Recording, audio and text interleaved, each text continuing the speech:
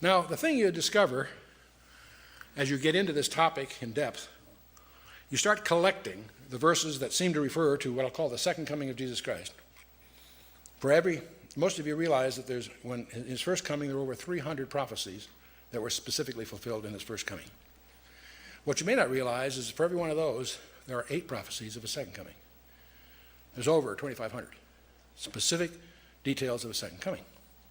So as you go through your Bible study, you start collecting those, and as you start collecting those and examining them, you'll discover something rather strange. You'll discover that there's a cluster of them that have a lot in common. And I'm going to call those, for lack of a better term, the second coming. His return in power to set up his kingdom. Daniel 2, Daniel 7, Daniel 12, Zechariah, all through the New Testament, on it goes, Revelation, so on. And there's a whole list. I won't go through each one of these individually. They'll be in your notes for those who want to track them down. We're going to compare them another way. But there's one group that have a certain set of characteristics in common, and a couple of dozen of those. There's another group that I'll call the Rapture passages that are quite different. In fact, you discover they're contradictory. In one case, you don't know when he's coming. The other one, you're going to know exactly when he's coming. In one case, he comes in secret for his own. The other one, every eye shall see him. You begin to realize, wait a minute. As you study these two clusters of a couple of dozen references in each bucket, you begin to realize this has to be talking about two different things. And indeed it does. The second coming of Christ in the broad sense it comes in two phases. Once for the church, once for Israel. Once for the church to fulfill his promises to his bride. And secondly, he comes in power to fulfill all the commitments that God has laid down in both the Old and New Testaments for a kingdom on the earth, where he'll take David's throne, etc. And very, very interesting times. Two events. Let's contrast these a different way, by function rather than by reference. In one case, the rapture, there's a translation of all the believers. In the second coming, there's no translation involved. He comes into the earth and sets up his kingdom on the earth, and there's people that live in the earth. They have children. You go in the millennium, there's going to be people that die. It's a different kind of, it's different in some respects, and yet it's not eternity yet. That comes at the end of the 1,000 years. In the rapture, the translated saints go to heaven. In the second coming, translated saints return to the earth with him. Different deal. It's in a different lane of traffic, if I may. In the rapture, the earth isn't judged. He doesn't come to the earth. He meets us in the air. The judgment comes later, the second coming. The earth's judged.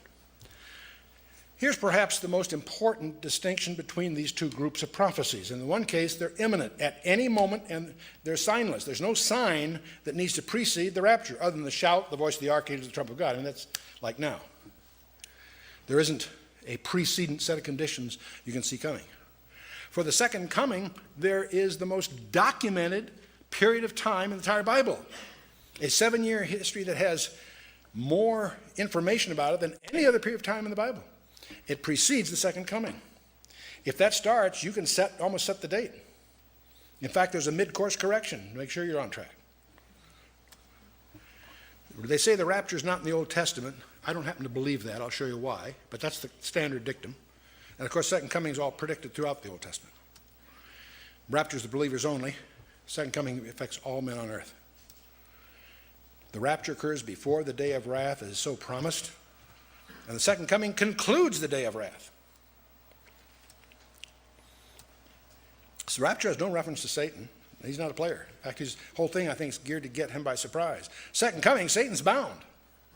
When the rapture occurs, that's like a starting gun for Satan because he knows he's got only a little time. That's part of the game that's going on. The rapture, Jesus comes for his own. Second coming, he comes with his own. That's what the references say in many places. Rapture comes in the air. The second coming, he comes to the earth. Rapture, he claims his bride. Second coming, he comes with his bride. In the rapture, only his own will see him. It's interesting. After his resurrection, he was only seen by loving eyes, and he was only touched by loving hands. You study the Chronicle very carefully. It's very interesting. Apparently, in the rapture, too, only his own will see him. Second coming, every eye will see him and tremble.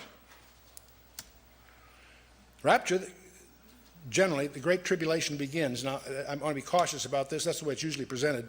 Not necessarily at that instant. But the rapture triggers a series of events that leads to the Great Tribulation. The second coming, the millennium begins. The rapture is the church believers only. Many scholars point out that the Old Testament saints will not be resurrected until after the millennium. That comes as a shock to many, but you can check Daniel 12 to check that out for yourself. So we see the marriage fulfilled, the covenant's been established, 1 Corinthians 11, the purchase price has been paid, 1 Corinthians 6, bride's been set apart, and all kinds of references. That's most of the New Testament, is admonitions to the bride to keep herself apart, preserved. We're reminded of the covenant again in 1 Corinthians 11. The bridegroom left for the Father's house, and we're waiting for 1 Thessalonians 4.